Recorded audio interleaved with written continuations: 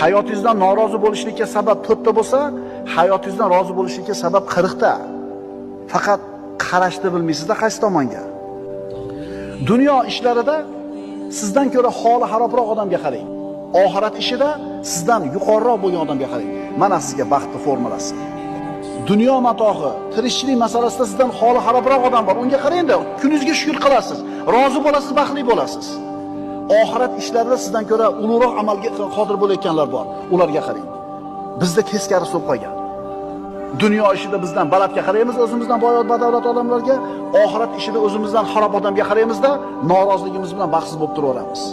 Maoshing ozmi? Ishsiz yurganlar bor. Uying tormi? Uysiz yurgan, ko'chada qolganlar bor. Bitta oyog'ing sindimi? Ikkala oyog'i ishlamayotganlar bor. Arabada o'tirasan yura olmasdan, komada yotganlar bor. Qaraginda, dunyoda sendan ko'ra holi xarobroq bo'lgan, dunyo matohida holi xarob bo'lganlar bor.